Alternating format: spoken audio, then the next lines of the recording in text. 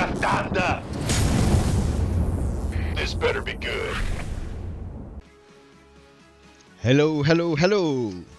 So, hello everyone, I'm here with Pew Pew. Hello Pew Pew. Pew Pew Pew. Hi. Nice, I'm very happy to be with you guys for that final. So we just received the matchup for the game 1. So we have team 1, which is 40 Boules Club banning Mengsk, and team 2 banning Statman. So team 1 choose to play aBLARAK, Abathur, and Forazun, so commanders with a lot of AoE, and team 2 choose to play Raynor, Nova, Kerrigan. Yeah, and as we can see, Team 2 should be favored in early game, but Team 1 will be able to deal with the leaks quite efficiently and maybe stack Stalkers in early game and be able to outscale Team 2. What do you think? Yeah, exactly the same. When I see aLIEz versus Raynor, I'm like, ooh, dude, late game, poor Raynor. And same for Forazun versus Kerrigan. Early game Kerrigan can go well versus Forazun. Early game Raynor can defend versus aLIEz. Early game Nova can defend versus Abathur, but all three players on the left side, on the left hand side, should win the late game. And I'm pretty worried for Team 2 if they cannot close the game pretty quickly. Yeah, and also I think they will have a hard time pushing because Raynor into Abathur can just make a few Ravagers and clear all of that. Nova can only leak tanks, which can be dealt with DTs. And Kerrigan into aLIEz, we all know how that goes. Actually, you're very right. You're very right. You're saying ahead that Raynor dealing with Abathur would be like problematic, but Abathur will push into Kerrigan, so it will be more defensive. But the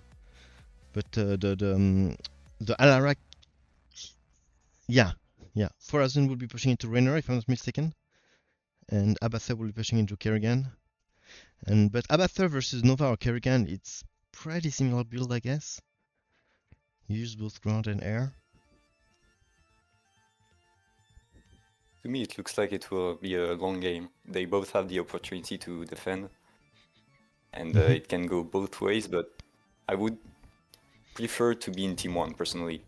aLIEz, Yeah, Abathur, definitely. and Forazun looks like a good combo to me. Definitely. Abathur is pretty good counter to Nova, I think. And aLIEz is pretty good counter to Raynor, I think. And Forazun versus Kerrigan, I would say like early game, Kerrigan can defend pretty well with her Hydra, but late game with the crowd control of Forazun, the Corsairs, the Dark Archons, the air can just beat anything, I think. Yeah, even early on, if you want to go for Stalker plays, you can, and sometimes you can stack all of your wave, and aLIEz can catch those Stalkers really nicely. I'm interested to see if they will try to go for the outscale, the tempo, or any other strategy that I might not think about. Absolutely. Also, the holes might be very scary. Abathur with the hole, or even aLIEz, you can wipe an entire wave. Yeah, absolutely. Late game aLIEz would be crazy in that game. He did it, very nice. So thank you very much, Simayi, for doing that for me. It's very, very, very helpful for me. He managed to do it, to do the overlay, so that's perfect. Thank you very much. Thank you, Simayi, for the overlay, and thank you Ultimate Fight for doing that amazing perfect Overlay. Perfect, and everything is right, dude. Good job, Simayi. Good job. So we're all set now. You're all set now, and it's very convenient. We could talk about the matchup. Thank you very much. I'll show you again the work that Ultimate Fight did for us, helping us with the overlay. I think it's amazing. Oh yeah, I changed the music for something copyrighted, and that's the last thing I had to think about. Dude, I thought about everything tonight. Okay, it's time to grab the popcorn. Time to grab the popcorn. Start. I'm very excited about this game. I think it will be really close. Yeah. So we have Kachar, one of the founder or the founder of the GDSL League, one of the best players of Standard of all time. He beat everyone in every Standard tourney until now, and he's here now since maybe 1 year on Commander, ripping everything and everything he sees. We have Chadchampion, an awesome player, known for his Abathur, Swan. He plays a lot of different commanders. He's one of the best players in EU, and he's one of the veterans of the game. And we have Chashka, the eternal companion of Kachar, who is also one of the best, if not the best, players in Standard. And he also started tournament commander very lately. On the bottom right, we have Shame, who won, I think, all the Direct Strike Commander tournament until now. He's one of the best players. He's known for his very creative play style. He plays almost every commander, if not every commander, and he's known for his creative builds. Then we have WÖFFE, which is called EG in game, which is at the top of the scoreboard of the DS rating website. He's known for his Tychus, his Alarak, his Carax, his Nova. And he's known for his awesome micro and his awesome game sense. And then we have SCIPCION, who is known for his Manx. He has a YouTube channel and he's known for his 1v1 plays. He has a YouTube channel where he show his gameplay. And lately I've seen playing a lot of other commanders, especially in this tournament, like Statman, Kerrigan, and Dehaka. And maybe others. Maybe I forgot. Okay, so right now, very standard openers from everybody. Kerrigan is trying to stack with Raynor. So that's really normal because Raynor doesn't have much early game pressure, so he's trying to provide that. Alarak not guessing, trying to take back the mid control as much as possible since he knows he has to face 2 waves. And I'm quite surprised to see guesses from the members of bottom team. So maybe they might not try to play for too much tempo and try to play mostly for the mid game. Absolutely, and we have the Banshees opener for Raynor, who understand that versus Alarak any kind of bio can be dangerous. Bottom team trying to push with the Kerrigan and the Banshees, and the Chadchampion opening with Mutalisk and Ground against the Nova, so putting some air pressure already, forbidding him to use too much tanks. That's really well played, but you should be careful because if they push too much, the tanks won't take the aggro from the Mutalisk and they might stack into the Horizon. But as we said earlier, the DTs will take care of that.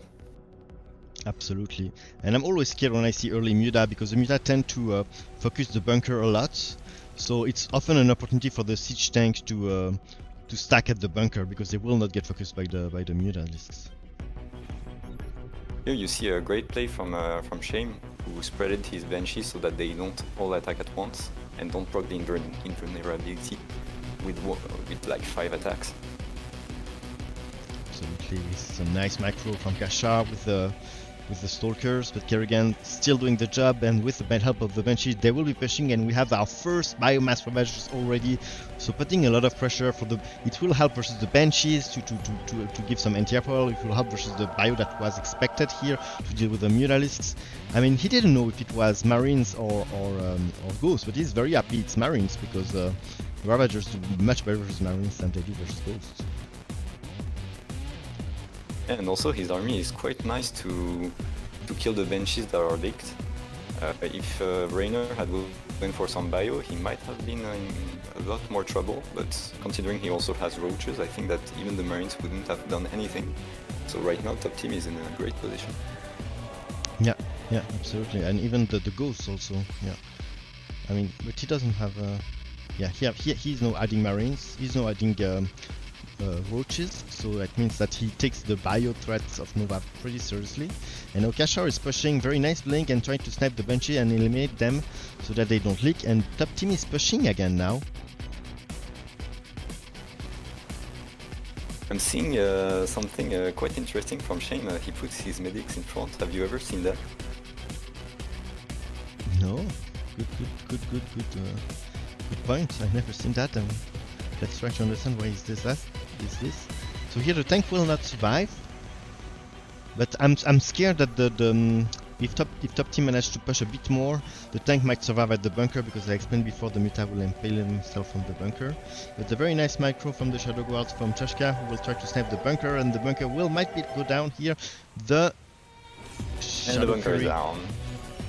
And the bunker is down already.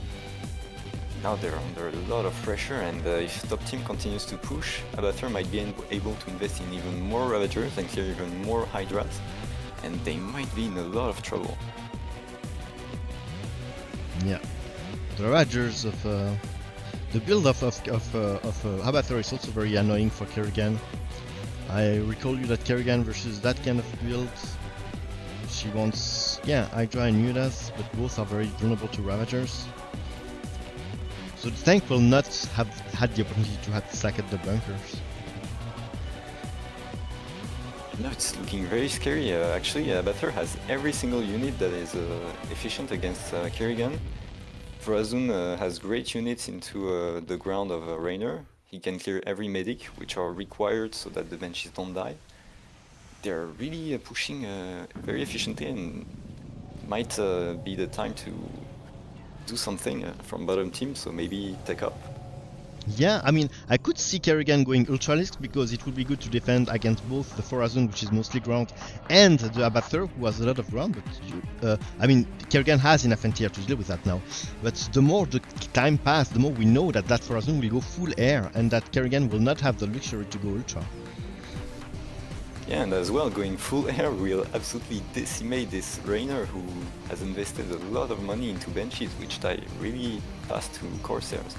Yeah, absolutely. I mean, the air transition of Forazun might be very, very scary for bottom team. And demand as well. Yeah, let's not forget, they have a lot of globals, so they're really in a safe position. Yeah, true actually. It's a global team commander here we have. And a lot of synergies also. I mean, there is so much AoE they have. I mean, Forazun can hold for Ascendant. I mean, there is no Ascendant for now, but in theory, Forazun could hold for both the Ascendant and the Ravagers of aBathur, so they knew that at least one of the team will have able to put an awesome hold for the other teammate. Yeah, and we don't see Kachar going for Ascendants right now. Maybe he's confident that he can end the game quick enough so that he doesn't need them. Yeah, I think that's the strategy, and he also knows that the more he push, Ascendant are not that great versus Nova, right? So the more he push, the less they are useful, and the more the Stalkers helps his ally to take and to do some early pressure, I guess. So you think he might go for some Wrathwalkers or maybe some other ships? I think Mothership of Wrathwalkers are indeed a very good move if he's confident he will push into Nova.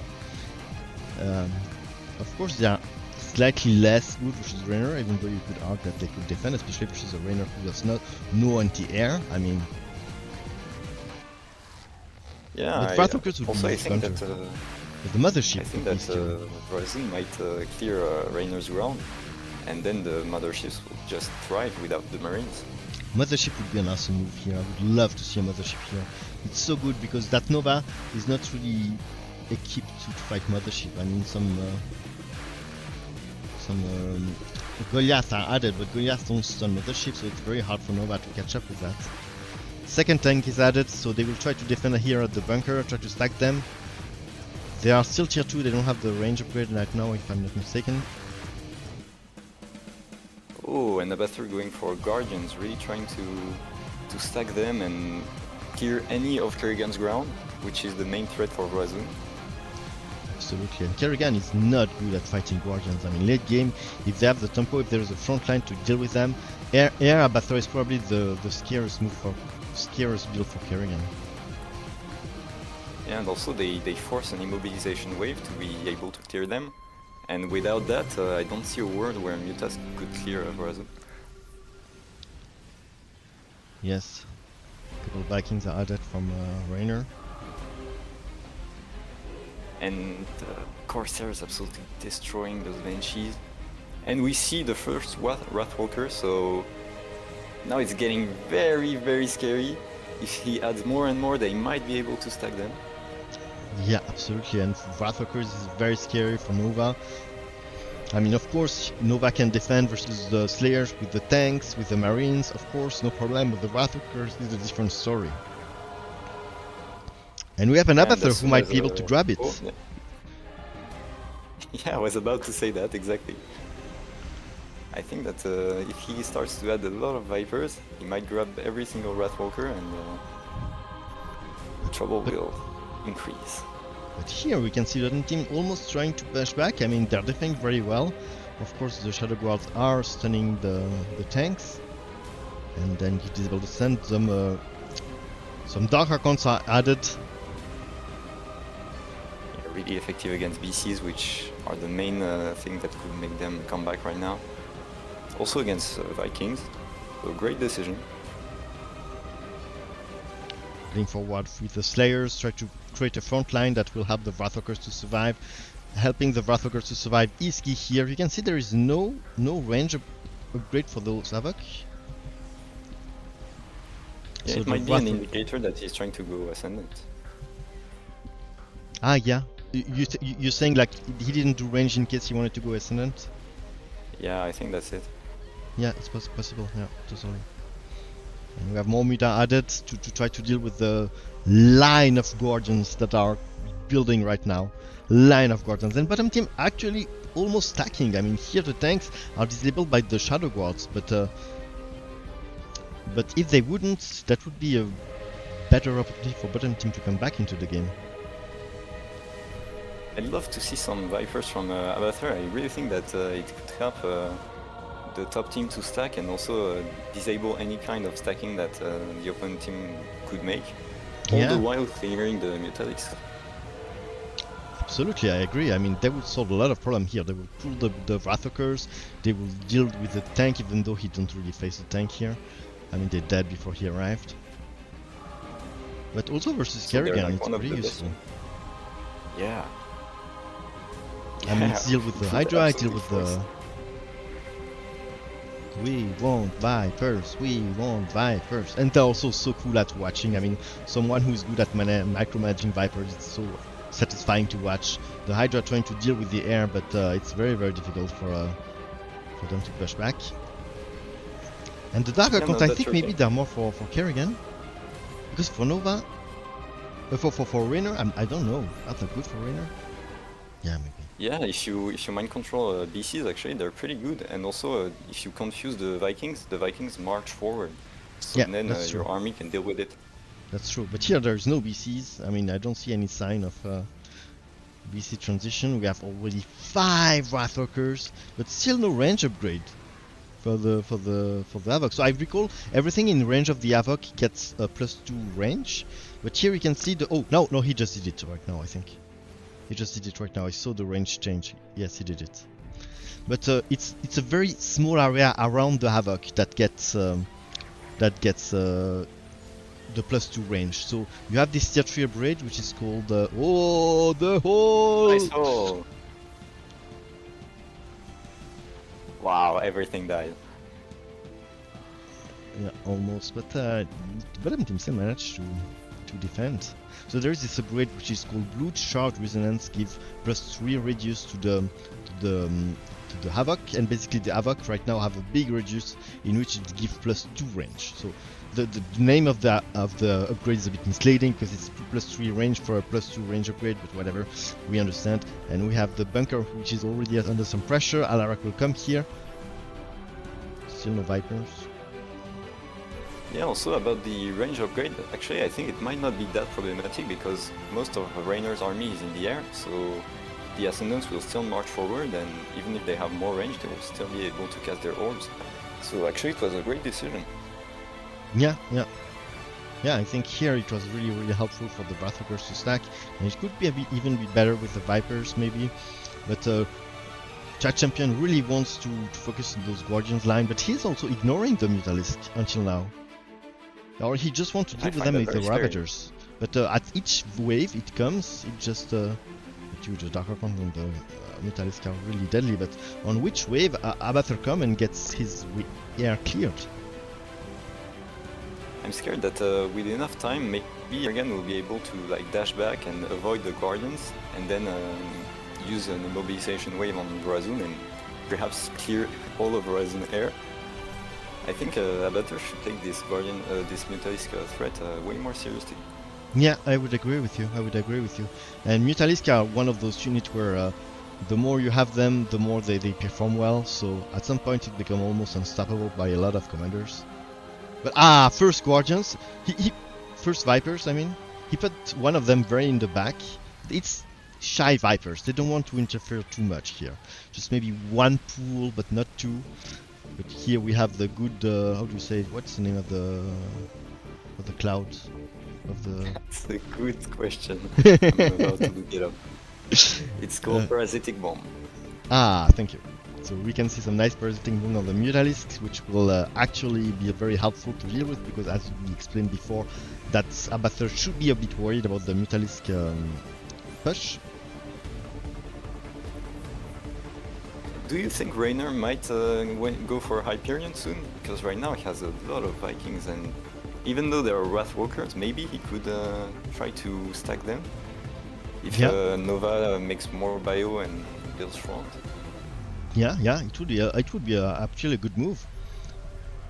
We can see now the siege tank are have the +3 upgrade, which gives them more range the more they are sieged. So that might be the last chance of coming back, because right now the top team stack is pretty scary. So I would say it's pass or die. Let's see what happens. Yeah, and the Mutas are dying. Actually, they may end the game in about 5 minutes. If Abathur adds more anti-air and clears all of the Mutas, I think that Verizon could be able to like spam a lot of ground units and maybe push into the Nexus. And I think we have the ping from Kachar pinging his mothership. I'm not sure if it's to advertise his ally or if it's to help us casting the game correctly. And as we explained before, the mothership pushing into Nova is absolutely deadly, especially that Nova that didn't have that much anti-air. The Goliath don't stun that shit. He has a lot of tanks. Tanks are not that good with Wrathwalkers, and they are even worse with the mothership. And here, yeah, go ahead. Will they end the game on this? I think that they will. Yeah, I think that they because will. If they scan, the Wrathwalkers outrange the Nexus, so... Oh, that may be close. Okay, nice ultimate. Oh my god, that is close! And the Muta doing everything they can, the tank firing, everything is... Their bottom team is on maximum here. Wrathwalkers are still in the back fighting, but the Nexus is already mid HP right now. Yeah, and Kerrigan did some ultras, but I don't think it will help them to win, and maybe... Okay, they... GG, well played. Doing some content creation on Discord. So first of all, we have the content creators that do the most work. We have WÖFFE Cafe, who has a Twitch channel. He's streaming almost every day, and he's here playing in a tournament final. He's one of the highest level players of the game. I'm not sure if it's visible on stream. No, it's not. So here the name channel is WÖFFE Cafe, written like this. So please note this. And we have already some YouTube channels. So we have Hey Random. We have my channel, of course. We have my channel here. So I don't do editing for YouTube, so I just put my stream. You can find my old stream here. You can find, we have Hey Random People, who just opened a YouTube channel. And he does a lot of different stuff. He does a lot of often deep analysis about games that happened in the tournament. He does some tier lists, some playstyle. He does a lot of different things. I think you should really check him out. So Hey Random People is one of the oldest players of the game. He's a member of the balance team, leading even maybe the balance team of the game. He's one of the most knowledgeable people here. So I think his channel worth having a quick look. He just started with it, so you can find here the link. Hey Random People 3262. Then we have here we have the GDSL link, and here we have SCIPCION, which is also playing here in the final, the same team as WÖFFE, who's I think he does a lot of 1v1 and 3v3. He's showing the gameplay, I think mostly on Manx, but also some other commanders. And he's also showing some very high gameplay level. So I think you should check him out. Okay, so we have 40 balls club banning Manx again. So again, that would help. Yeah, maybe. Yeah. Here it clearly allowed some Sandman play, some Dehaka play. I mean, Dehaka and Sandman are clearly fear Manx a lot because of the POA for one, because of Skyfree for the others. But they still keep this Alarak in play, which will give a lot of AoE. Sandman is also known for AoE. And on the other team, they banned Forazun this time. They were maybe too scared of the last Forazun. That was very, very deadly. And they play Nova, Horner, and Tychus, so they changed quite a bit their composition. Nova versus Statman is usually Statman favored, especially in the late game, because once the Mechaltoris come in play, Nova hasn't anything to really kill both them and the Super Gary at the same time. Horner versus Dehaka is usually Dehaka favored, but not by a huge margin, because if Horner goes well, he can make his unit stacks. But Dehaka is of course very good versus Horner Air. And we have Alarak versus Tychus, which is usually Alarak favored, but lately, I mean, with I've seen some awesome cannonball play, and if Alarak cannot stack his army well, and if he cannot create a front line and push forward, the Warthogers will die pretty quickly to the cannonballs. Okay, so about this match, I have quite an opinion that I think is very controversial, but I think that actually Team 2 might be favored, even though they only have bad matchups, because Tychus pushing into Statman will leak a lot of cannonballs, and Statman's main way of dealing with Nova is like make ultras, which gets just demolished by cannonballs. And Haka mainly wants mutas and creepers, which leak really poorly into Tychus. So actually I completely see a world where Team 2 stacks a lot and comes back with one big push and then maintain their position. Yeah, possible. Dehaka will be pushing into Tychus, so of course Tychus won't like the muta. I mean, if Dehaka pushes into Tychus, Tychus won't like the full muta push. Maybe it will force him to do creepers instead, I don't know. But it will force some Sam, I guess. Sam are also very good versus Alarak, but not as good as Cannonball, especially if there is a lot of Wrathwalkers. So that might be annoying for him, I agree. And but Statman versus Horner, it's always...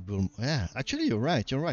I mean, it will be very hard for Team 1 to push, because Statman into Horner, that Statman will go mostly ground versus Nova, and we would not be able to push against the Horner. Alarak versus Nova, this might go fine.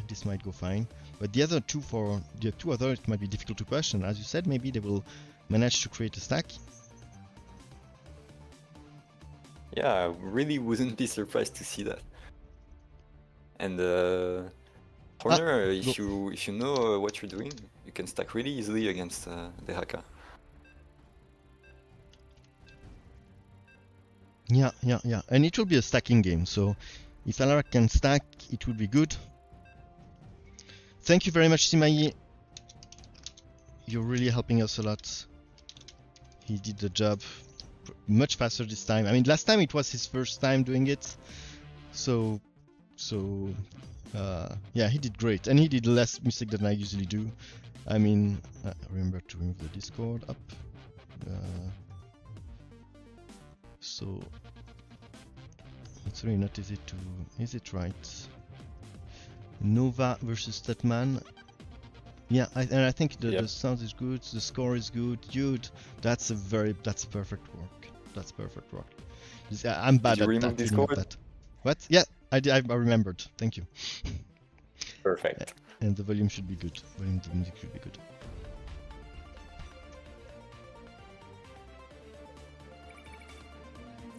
Okay, so let's see.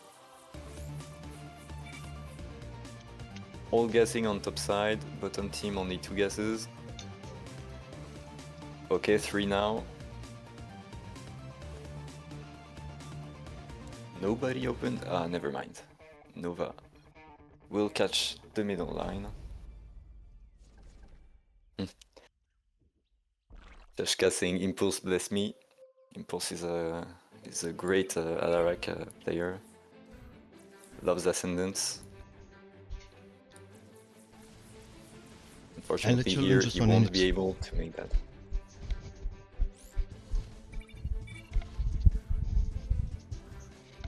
Okay, so Horner not building units, which is a choice that is weird because the matchups are revealed and he can sell for free his units. Maybe he's keeping his charges for later. Okay, the building going to take the aggro from the Haka stack, which they've managed to do. Okay, I'm back, and we have But the some Pizza great Shack structure opener. Pizza Shack opener being the Cannonball first, which is actually pretty viable in some matchups. Maybe Tychus, but most notably aLARAC. Yeah, and here it was really well played because he managed to stack on the Dehaka that leaked by dashing back. And pushing with Nova here, that will take down the Gary, hopefully. No? Yeah, and maybe... Ooh, that's really bad for bottom team. All the strike fighters got sniped. Yeah. So the idea was They to should have deal maybe... with the Hydra. Yeah, they should have maybe put a structure more in front. It would have maybe aggroed the Gary, but I'm not even sure. Yeah, here the turrets actually helped Gary to stack at the... But it's fine. Yeah, it's not like they were going to win anyways. Top team has a great early game pressure.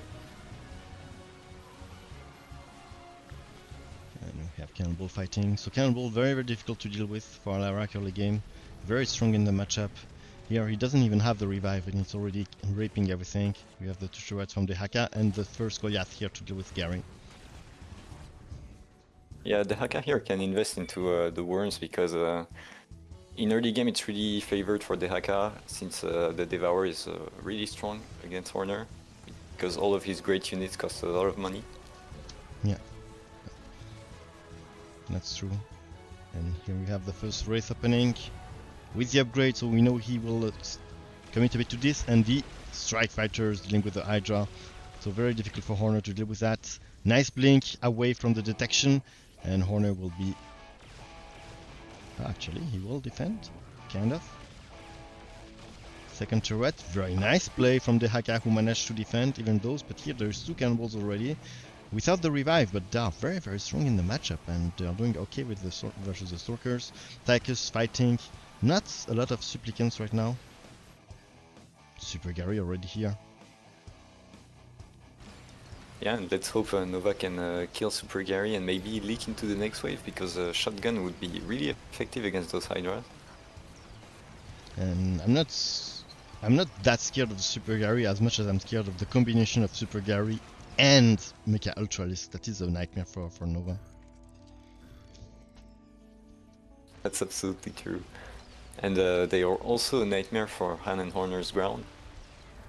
Yeah. Which he won't need a lot of, but still he will need a few. Yeah, and you saw those perfect micro on the Strike Fighters, killing the Hydra, all the Hydra pretty easily. Yeah, I saw that. And if he can keep one or two Strike Fighters, I think it might be problematic for aLARAC actually. And since Strike Fighters have a low aggro, it might happen very soon. Depending on how much they push. And the first Ultralis here. And Nova is tier 3, so maybe Nova will go... So versus Ultralis you usually choose between Holo Decoy and Libs, both are viable answer. It depends usually on the other waves. But both are necessary against Ultralis, I would say. I need tier 3 for Ultralis, I would say. And we have a Dehakat starting the mutation of the Meta transition with already the air attack. Those are basically mandatory, especially against that much Strike Fighters. The only risk is that they aggro structures really easily, and that can allow some Viking stacks.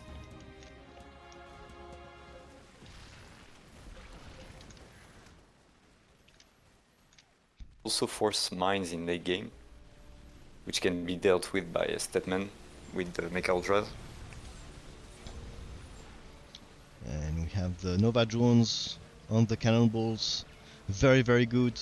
Nova drone, especially early game. Nova drones on Tychus is really OP. It's really a nice combination that could like make Tychus almost indestructible. Yeah, Tychus has one of the highest DPS per mineral in the game, so well, Yeah, into one unit. So if you shield it, it's really powerful. And here Shame trying to Basically has micro. Go ahead. I was about to say it's basically shielding like 5 units at once. It's really really strong. Yeah. And here, yeah, he's microing, stacking the Vikings, punishing this Muta play. Yeah, absolutely. But there is no mines? Where are the mines of honor? They are back? What the fuck? Why would you put your mines back? I mean, you can move them later if you need to. It helps a lot versus I the think he Mutalisk. wasn't scared of that push. Yeah, he was so know. confident that he decided, hey dude, I will play without the mines. I don't need those shits. And the lips. Yeah, but also the Viking micro is really hard. I don't blame him. Doing five things at once is complicated. Yeah, but why did he put the mines back on the Nexus at first? I mean, you can move them back later if you want, if you need to. I mean, here they don't do anything, and he's even moved. I don't understand. If someone knows Maybe why it's there to is not mines back kill, there, I mean, I think it's maybe to not kill the leaks and be able to stack the Vikings on them. Yeah, good explanation. So maybe he don't want the Muta to die too fast so that he can like stack the Viking, maybe. Yeah, good explanation. Tell me in the That's the only thing I see. in the comment if you find this convincing. Already 4 cannonballs, so that's very, very scary. Very, very scary. Yeah, it might get troublesome for Stetman, but he has enough Zerglings to deal with them for the moment. It shields the Stalkers really well. And Cannonball can actually help a lot Nova, whose main problem is to deal with the Mecha Ultralisks. But here Nova is getting raped. I mean, she cannot deal with that pushing power. And now some Hydra added to deal with the Liberator. Shame's micro, perfect, but the pressure on the bunker go down already. And that's a big loss for bottom team. Blink back from Shame. The pressure is really here, and the Mutalisk will be pushing into those Vikings here, and it will not do the damage. Tychus doesn't have really anti-air to deal with those Mutalisks. He really tried to play without any SAMs, which is very strong versus Alarak, but yeah, he doesn't have the defense versus that. But it's also true that Mutalisk are not good at versus ground, so they will not put a heavy pressure on the Nexus together. Yeah, but what scares me is that now Stetman is free to do whatever he wants, and the Mecha Ultras won't die from the cannon. So they will be able to really deal efficiently with those Vikings, and bottom team will have a lot of trouble stacking now that the cannon is dead. Absolutely, and there is no chance that now that the Liberators do anything, because the Hydra will have no front line to defend them against, and they will be able to push into the Honor Viking. And the Hydra also here for a second reason, probably, is as an insurance. Oh shit! As an insurance versus any kind of transition from Honor, because he knows that at some point he might go to BC. So he needs to anticipate that. That's a lot of pressure. That's a lot of pressure, and the jump from the Hydra who really want to kill that. Oh my god, the drone really is able to save it. Wow. GG! Oh my god, that push was amazing. Yeah, I did not expect that to end so soon. Yeah, me neither. So we have Team 1 banning Abathur, and Team 2 banning Forazun. So banning Abathur will allow some Rainer, Tychus, and Nova. All three are kind of weak versus Abathur. I mean, Tychus, it's debatable, but Rainer and Nova for sure. And we have other team banning Forazun, which is also good versus all three commanders, I would say. Even maybe Carax is debatable, I don't know. Rainer versus Carax, so usually Rainer favored by a small margin, but if it goes into the late game, Carax with Mabas BC, if he can stack with other commanders, and especially with the Manx in play, which will help to deny the battle cruisers, it might change everything and make it Carax favored. Then we have Tychus versus Manx, which is obviously Tychus favored. Manx can defend a bit early game, late game it's almost impossible. And then we have Nova versus Kerrigan, and here usually Kerrigan do well versus Nova. Nova has trouble dealing with Kerrigan air. Usually I see Nova going full air versus Kerrigan, or just a couple Ghosts or Marine into full air. I mean, the Raven and the Lips are really key to deal with the Kerrigan air. But yeah, here as we have a Tychus in game and we have a Raynor going BC, I mean Kerrigan might not be able to go full air, or might be forced to do some other kind of units. So I'm not sure.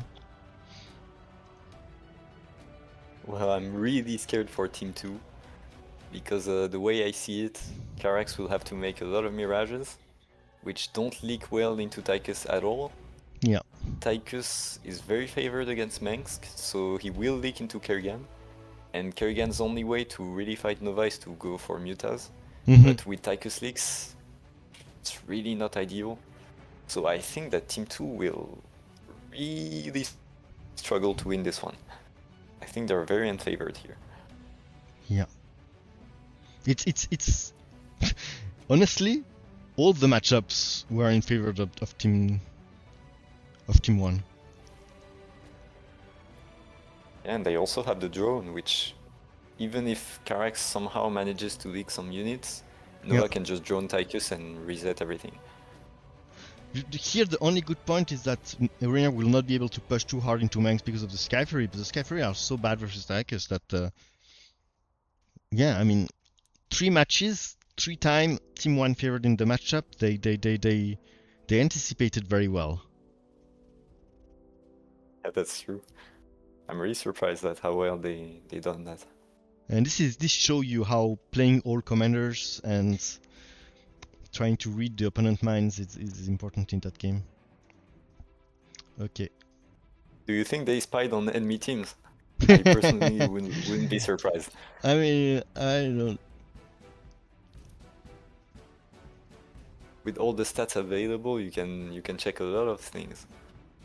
If people Yeah. Of course. You use the extract rating or any other, and you look at what they. I mean, they don't play that. Team 2 don't play that many commanders. That's their main weaknesses. But and you know what they play, but you don't know the position in the team. So that's a bit of luck. You cannot predict WÖFFE will be position 2. You can just pick commanders that are globally good versus the commander they play, and you know if they ban a Bather, you know you will probably fight a Tychus, you will probably fight a Mengsk. They try to do Mengsk, Tychus, Kerrigan, Haka, Statman. It's the player you see the most. The most difficult to anticipate is probably Shame, which plays a lot of commander. Ready, go. Yeah, I agree. That's why they always have strong combos as well in their teams. They're not just trying to counter the enemies, but also to have a solid team composition. Like Nova Tychus. Thank you very much, Simayi. You're awesome. You helped me so much. You helped me so much. We can discuss about the matchup. It's really helpful that you do that. So Simayi did the last overlay. Thank you also to Ultimate Fight to have done that. Yeah, thanks guys.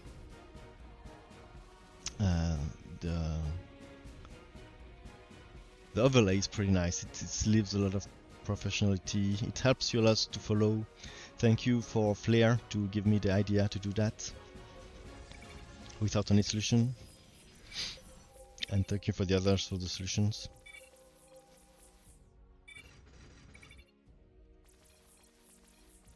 But yeah, I mean the game is not over because of course the mid fight is clearly Tychus favored, but and yeah the Kerrigan versus Nova, technically Kerrigan can do well, and Karak versus Raynor, I mean it's slightly Raynor favored, but it's not that Raynor favored. So I think we can expect some fight here. The only problem is the combination, as you mentioned earlier. I mean, yeah, if Tychus leaking into Kerrigan will be kind of ugly. Rainer pushing into a Manx that goes full anti-ground. I mean, Tychus. I mean, the main problem here is that Rainer will go full BCs, and Manx don't want to fight BCs if he does the Tychus build. I think that's the main thing I'm considered. And as I'm expecting Manx to Tychus to push Manx.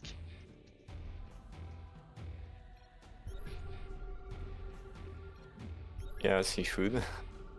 As he should. And But, then Rainer might be pushing too, and that poor SCIPCION will have trouble dealing with both Tychus and BCs. And we have some Sentinel opening, which is surprising.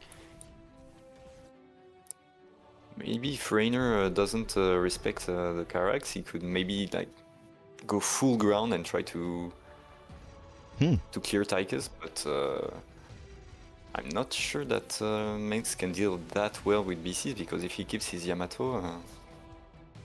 Yeah, I mean, he I don't could know. also do that strategy, that's true. But it's more risky, of course. Because Manx will deal with the full ground. Yeah, to be fair, I think their only option to really try to turn around this game is that Rainer doesn't respect Carax, and Carax somehow manages to be more powerful than he should be. And I guess we'll see how that goes.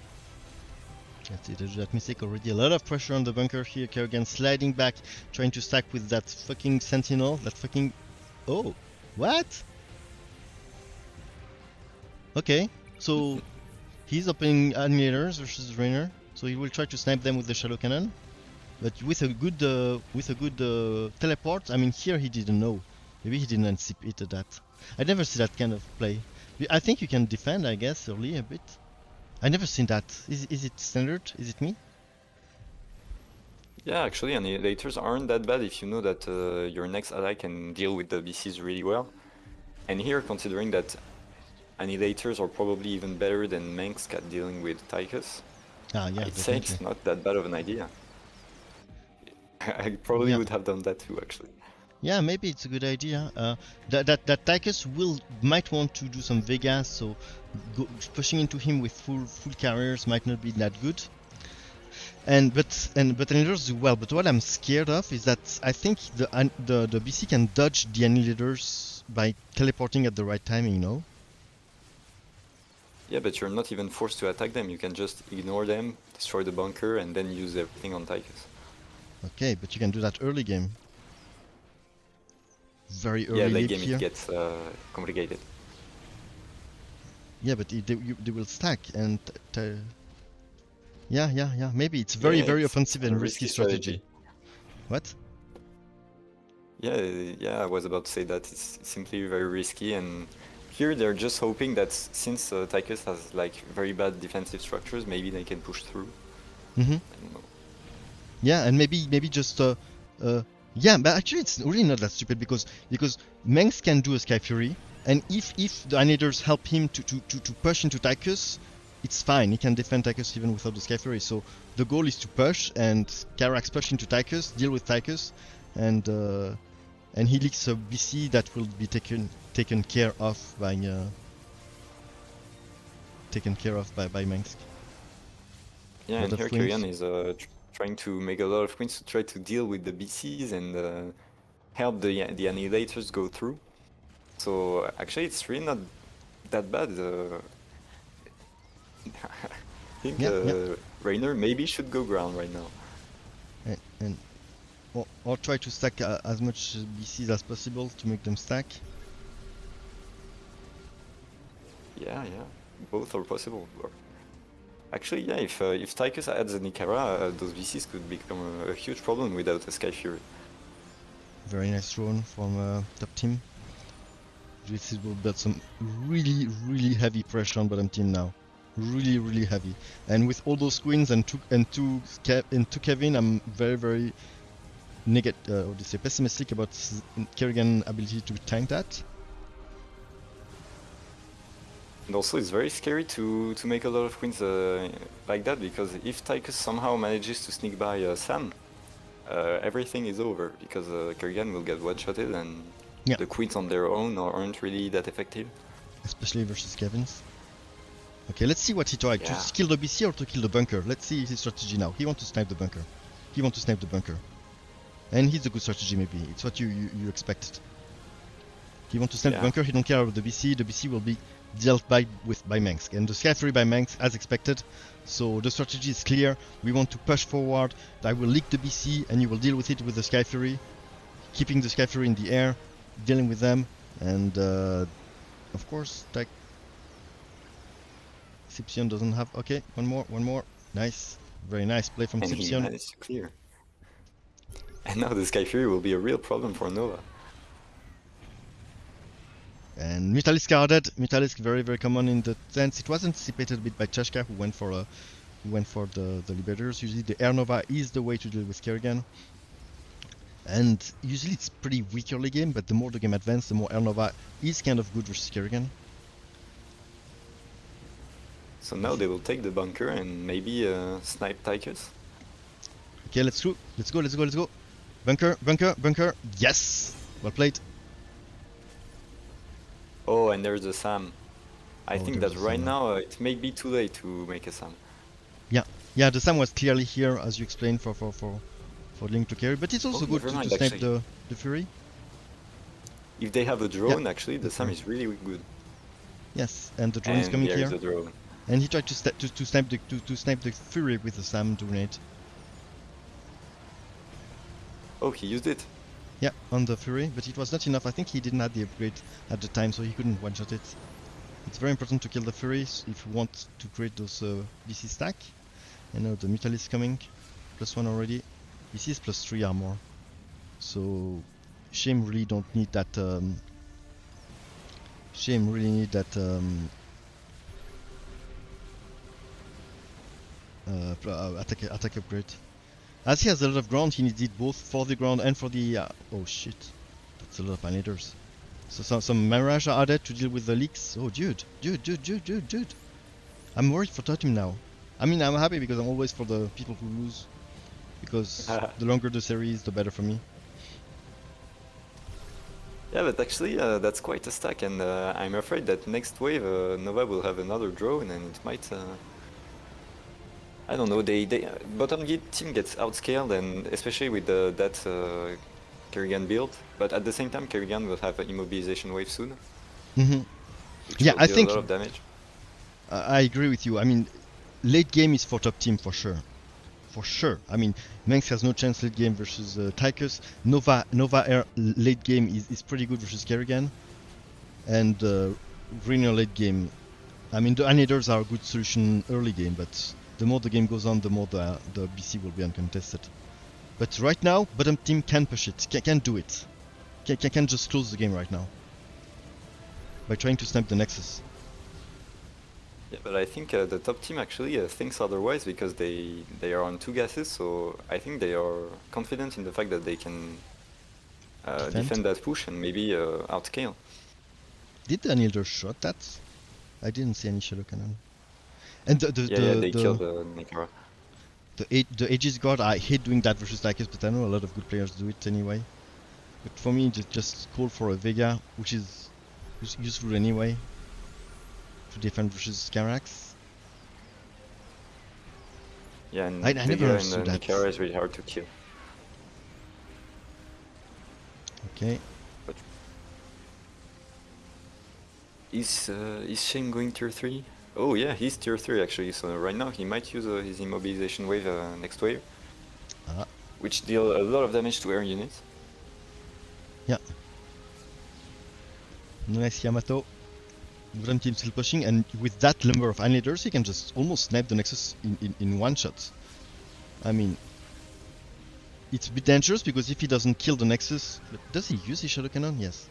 He's just sneaky, very sneaky picky, but he didn't kill the Sam. I mean, this was some mistakes. I mean, 2 Sam, very low HP, 1 Shadow Cannon missing for each of them.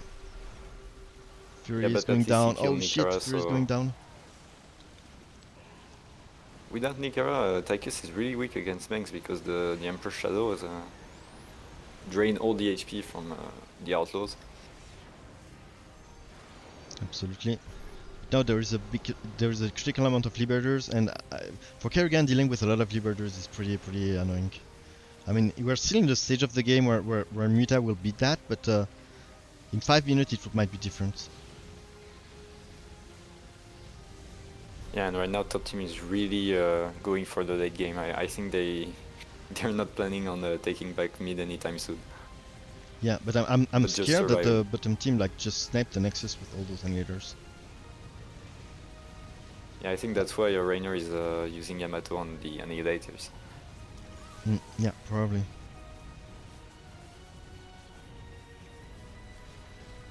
But to be fair, they're defending quite nicely. Yeah. And Carax is putting the orbitals on the mirages. So the orbitals deal damage to the Nexus, so if they reach a very long stage in the game where like 8 mirages leak with orbital cannons, they might actually kill the Nexus with it. Absolutely. I rarely see that many queens. Yeah, me neither. But I mean, it's for king. Yeah, absolutely.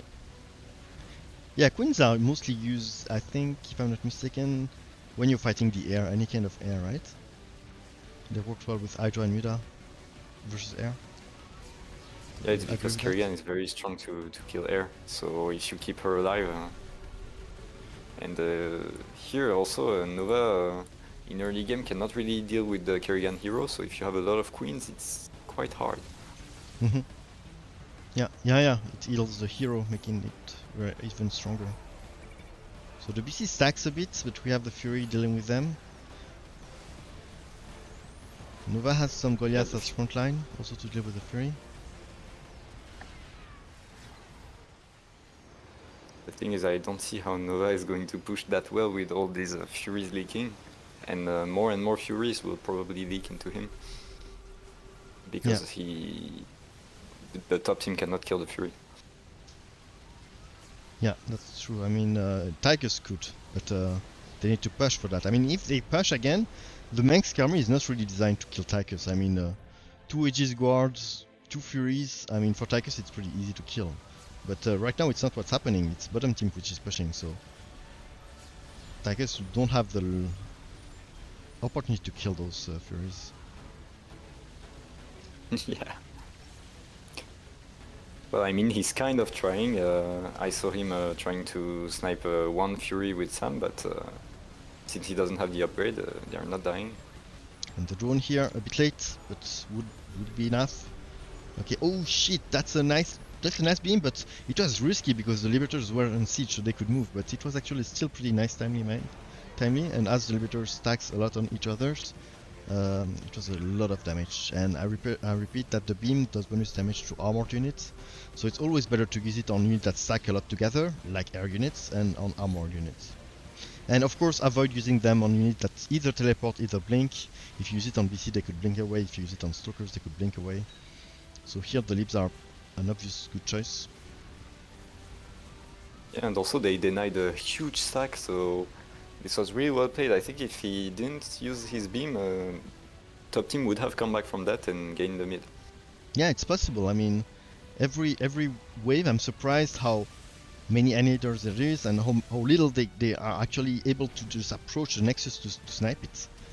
Every time I look at those annihilators, I'm like, dude, they will snipe the Nexus, it's finished, and then they just come and take us like defense, and they didn't succeed to approach. So you're totally right. I think right now top team can create the stack that will be deadly for the bottom team. Yeah, it will only get worse as time goes on. The bottom team really needs to try to snipe that Nexus. For example, if a Hyperion comes out right now, I'm very scared for bottom team actually. Yeah, but there's still that Manx, which is if Hyperion comes down, you're scared for top team, you said? Yeah, because Manx would have to use a lot of shadow cannons on that Hyperion to be able to kill it, and if he does that, Tychus can just shred through his army. Yeah, true. Yeah, it's almost impossible for Carax to kill the Hyperion, let's be honest.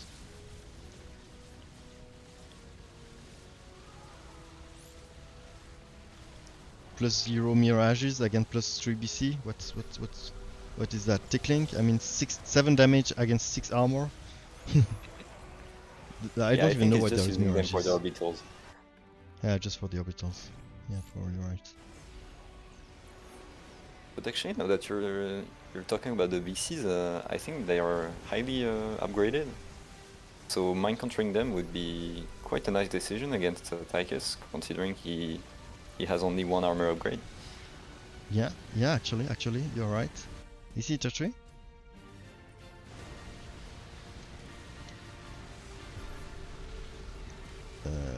No, I don't think so, because he doesn't have his. No, he's not tertiary.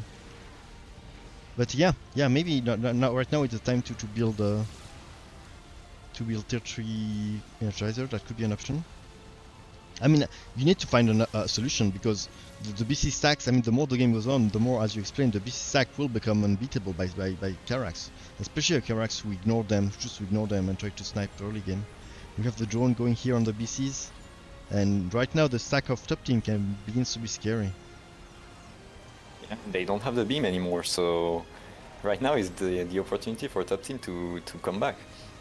And we have Kerrigan adding Ultralisk, even though there is almost no ground for from Nova. So either she was up, it was to defend against Tychus. What's it for? There's almost no ground. Maybe it was to snipe the Nexus also. Maybe it's the same strategy, because there is not that much ground in that game. So why do you want to do Ultralisks? Maybe for maybe he's trying to clear any medics so that they don't stack with Tychus. Yeah. Could be an option. A lot of animators. I think right now it's almost one of the last opportunity of bottom team. The more the game goes on, the more it will be hard for them to do something. Yeah, we're already seeing that they just cannot kill anything. They get stunned before they can use the shadow cannons. It's really getting complicated. Yeah, absolutely. And Meng's late game is a nightmare against Tychus. We all know that. We have the Black Hammer here trying to help with the anti-air and Tychus. Black Hammer is not good versus Tychus, but it's not that bad because even if it gets controlled by Vega, I think Vega is capped to 600 if I'm not mistaken, 600 damage. So this shit has 1k HP, so even if it gets Vega head, controlled by Vega, it won't be one-shotted. But right now the Liberators are sieging as crazy, and now I'm really worried. No, I think it's like the game is reversing. And what do Garax do versus that many air? Yeah, right now if he goes under, the air just clears him. No, he needs the tier 3. Yeah, he has to mind control them and somehow manage to beat all those BCs. But with the maybe if Liberty. he gets the tier 3 tower, he could try to destack that. Okay. Blink away, very nice blink away from Chadchampion. Yeah, I'm not sure about that that beam. I would have used it Yeah. on the Daves personally.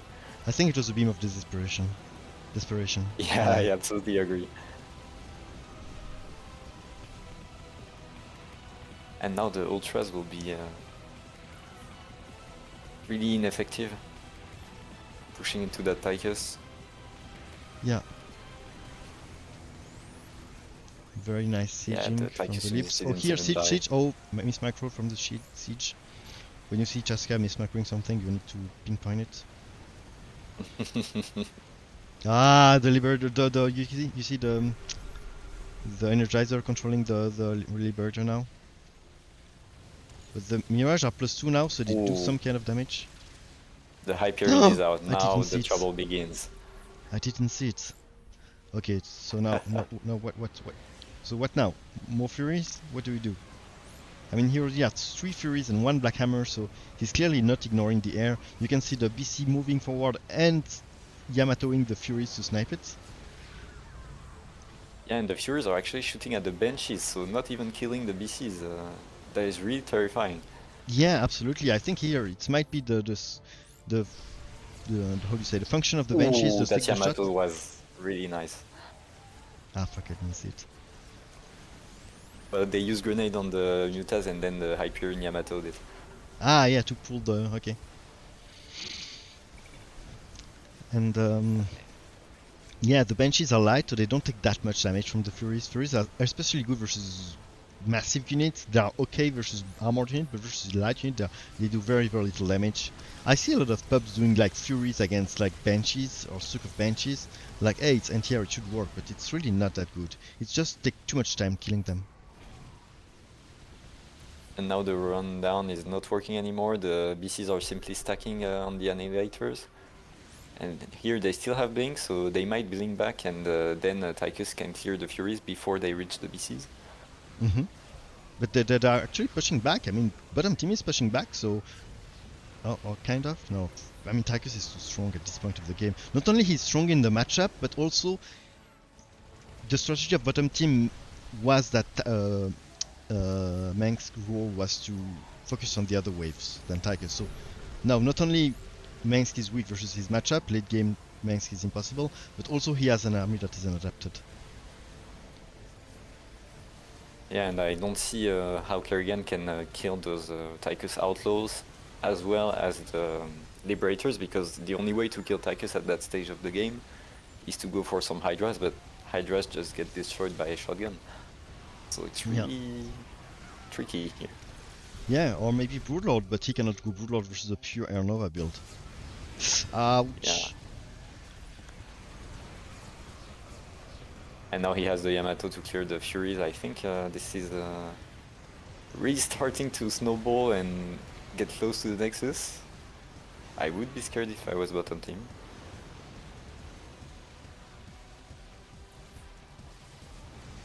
Okay. He added some Hydras to try to clear Tychus. Yeah. But the Nikaras are really out-healing that. And we are already late game. I mean, that Tychus is like crazy good. And we have the cannonball blinking on the Nexus. Nexus will go down. And GG. Yeah, that's it. GG. Very nice comeback from top team. Yeah, they were really confident. They got very early, and they were right. Yeah, I think they were right. I mean, it was a good... now that I think about it, it was a good strategy, and it was worth trying to just kill the game fast and with annihilators and pushing on the ground. I mean, they knew that Reno cannot push early with the mass BC build. They know that Mengsk can do okay versus Tychus only early game. And same for Kerrigan versus Nova. I mean, Kerrigan versus Nova is very good early game, but the more the game goes on, the more it's really the opposite. And as you explained, for the leaks, it was kind of unlucky for the bottom team, so they wanted to keep that, as you explained, they wanted to keep the team pushing, so they went for that strat, and it could have worked. Yeah, I agree that considering how bad their matchups was, it was probably the best move to go for that. And they almost got it. Don't forget to go subscribe to the GDSL. Thank you very much to them to organizing this tournament. They have a YouTube channel. They will be putting all the replays here, edited and stuff. We have also other content creator. We have SCIPCION having his YouTube channel. Frieza. Monsieur Basilic, that's me. We have Hey Random.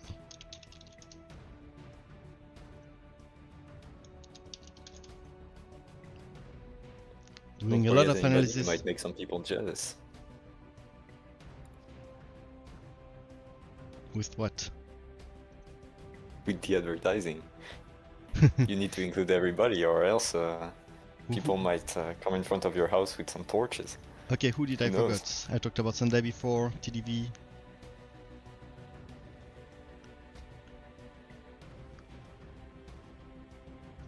Who should I include? WÖFFE, of course. Do you think they will be able to predict once again the matchups, or do you think their streak will end now? Because actually, I'm almost sure that they spied on the enemy team, because I mean, look at these compositions; they're just amazing. They did some great job at anticipating, but I mean, they can anticipate what player do they. They can anticipate what player do they play, but they cannot anticipate the position, right? So that might be a bit of luck. It should be a bit of luck, right? Yeah, of course, there's always a small factor, but Here, it's so unlikely that this happens that I'm almost tempted to ask them if they actually spied or not, or if we're just being dramatic. So I'd how love would you to how know. could you spy? Well, I know that I have done that for some people. I've looked at which composition they've been playing recently with their team partners, and you can often check, well, spot some patterns. Like if you make some tables of the matchups that they done as a team, you can sort out which commanders are the most likely to play and make predictions. And Of considering how course, much but Kachar and they Chadchampion can like know to what win, they can know the commanders that could play, but they cannot know their position, right? I mean, yeah, they but could that's know not they a could big deal, anticipate you know? attackers like Carax and Manx, but they could not anticipate which would be in which position. Could they? Yeah, I don't think so, but often, you can actually predict where a commander will go because, for example, a lot of people enjoy playing Tychus in position 1. So if you know that they're going to play Tychus, you can expect it to be position 1. Yeah, but then you need to And same for blame Alarak. the FrogLords to be so predictable, because they should know that they should like try at least to be unpredictable in the position of the players. Yeah, but then you're unpredictable, but also you're not optimal, so people might blame you for it. I don't know. Can be stressful to do something out of the box. We've seen that with Shane, True. who got roasted for doing very specific strategies.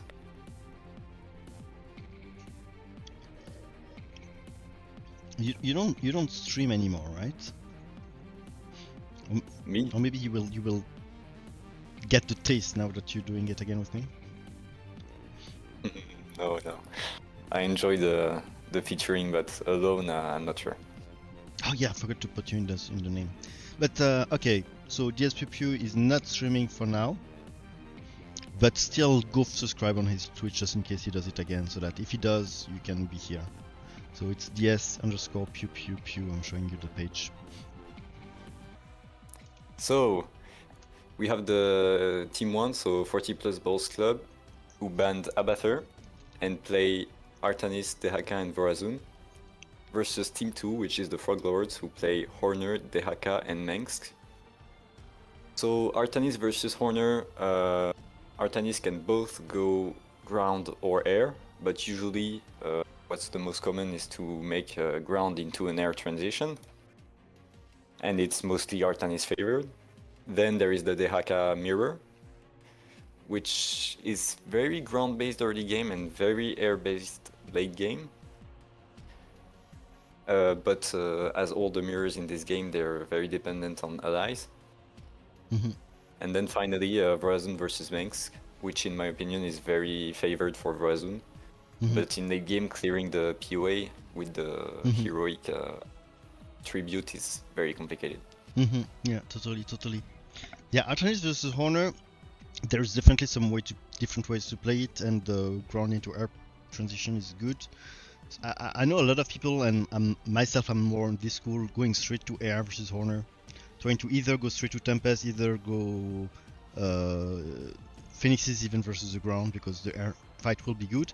And here there is a Dehaka right after on second lane, so the Tempests of Artanis might be absolutely decisive for pushing. So I'm expecting maybe some early Tempest, maybe.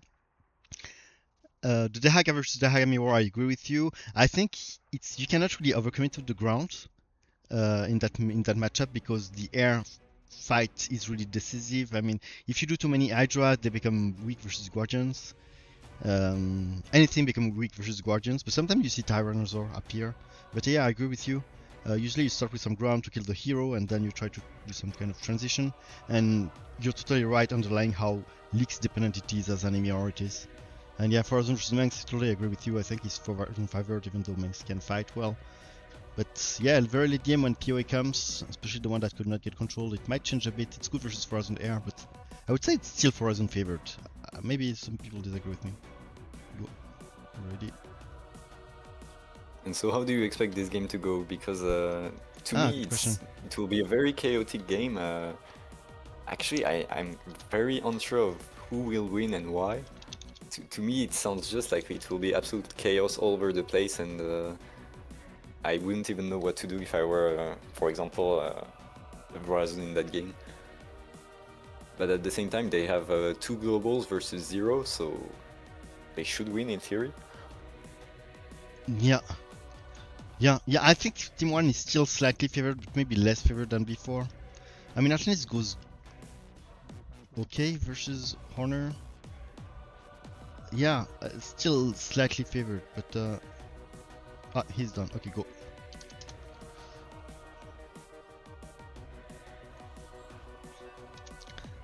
It's ready, right? Everybody was ready. Yes. Yeah.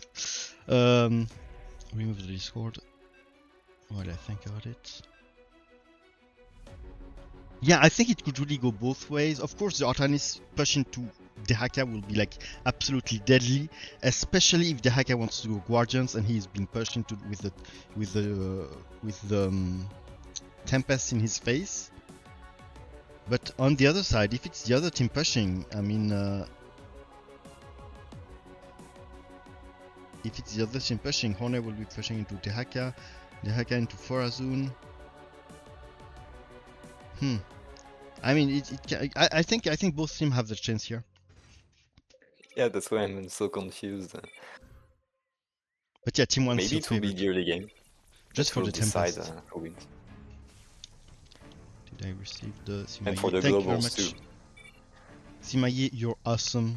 You're awesome. You're helping me so much. I've had some discussions with Hey Random about globals and how strong they are, and I personally don't agree with him that having more globals than your opponent is this decisive factor. But if you have none and your opponents have 2, here I personally think that you have a major advantage. Yeah, especially in the late game, globals tend to be more and more powerful during the late game. Early game, they often make less of a difference, I think. Or do there some exception? Well, considering most of them, you don't even have access to them before like 5 minutes. Yeah. I'd say that yes, they're pretty late game oriented. Oof, I was scared, I thought it was me. Me too, I thought it was you. Okay, everything is fine.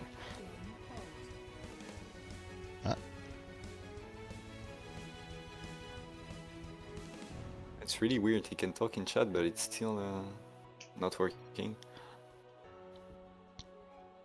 I opened Eastern America lobby. I hope I did it right. I think it's Control F.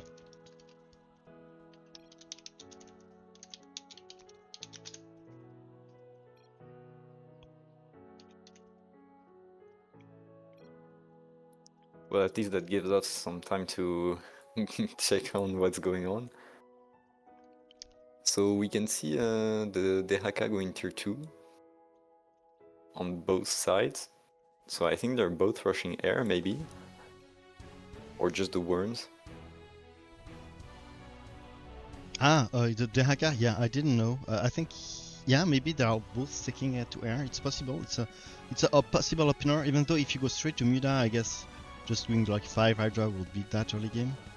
It's not that vulnerable to do. Usually I like to open like with a couple Hydra and a couple Links. But it's possible to go straight to air. We can see that Artanis went as you said, so ground into air, I guess.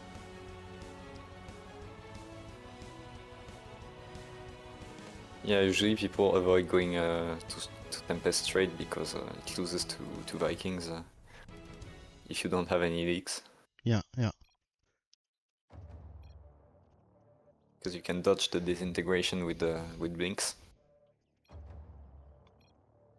Okay, the teams are ready. Okay. Soon. Okay. 5, 4, 3, 2, 1, go.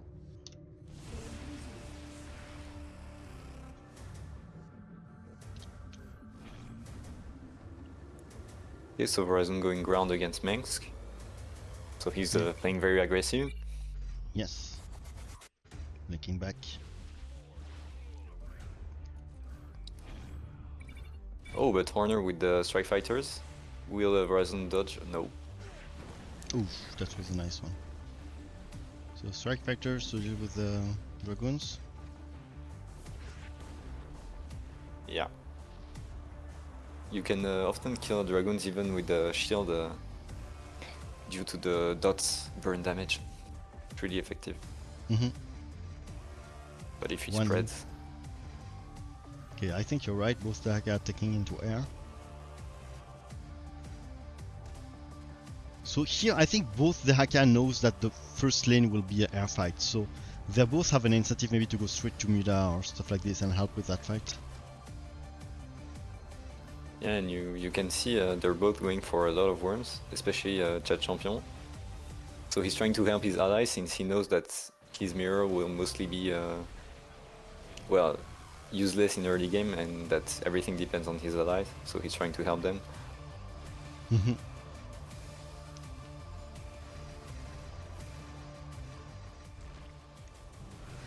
The volume, very spreaded Guardians. Nice spreading from Chashka. Yes, and very That's nice really play. how you want to do it against Strike Fighters. So yeah, both Dragoons and Stalkers are very good at pushing early game. And they have bottom team already putting some pressure here. The Haka started building Hydra. What the fuck? He waited so long for doing Hydra? Yeah, I don't understand. Maybe he was scared to stack the enemy Verizon. And I guess that makes sense because he could So have maybe- stacked them at the bunker. So maybe Chadchampion will choose to go straight to Guardians to counter that?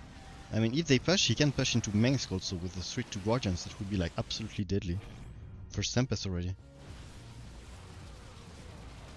Oh, I'm Yeah, or scared. even creepers if he somehow manages to stack them. Creepers are not very good versus... I mean, I'm not sure they're very good versus Hydra.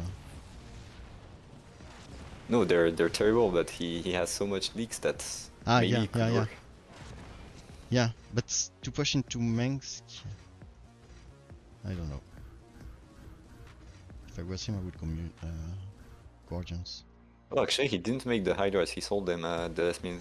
I think It was to maybe gain it more, was a essence. bait. It was a scan bait maybe. He was hoping that they would be scanned. He would be scanned or something like that. Maybe, I don't know. Or maybe he listened to us and he was like, dude, they have to be right. It's the best we're caster always of the right. world, so I will follow their advice.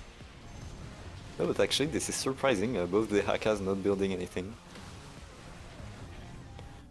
It's a rare sight. They are both tier 3, I think. No, tier 3 and... No, WÖFFE is still tier 2. Yeah, but they have like 1k in bank. That's very unusual. Okay, he's going tier 3 now. So right now he sees the Tempest and I think... No, if he sees the Tempest, or maybe he will go Creepers to defend. I know he's doing that for... Okay, Guardians from Chadchampion. I know why he's doing that. He's doing building Hydra before wave spawn and just to rank up the Haka. Otherwise this Haka don't rank up. Yeah, for the essence. Yeah, for the essence, and then he sell it. But the Haka will keep his level. I know the air opening from Chadchampion.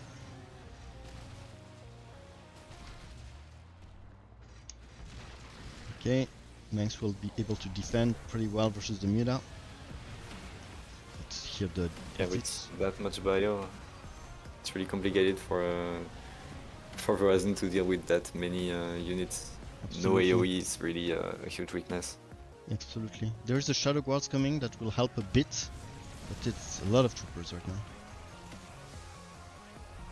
And actually, I'm quite scared for Minx because once the Haka reaches level 6, if he can stack with the next wave, he can just one-shot all of those troopers. Absolutely, yeah. But the troopers could be converted later on in the game, so... Yeah, and I think he's doing that to make a POA anyway, so Yeah, it should be fine. probably. But POA are not that good versus Stalkers, no? I do POA versus Air Force. Is it good versus Stalkers? Well, I don't think so, but considering how much troopers he has, I'm not sure that he's going for anything else. Yeah, true, true. I'm confident that he's going for a POA Yeah, right now. you're probably right. Ouch. But I mean, knowing Chashka and his absolute micro, I think he will spread every single stalker and the POA He will will have a micro. hard time doing anything. Each one of them individual.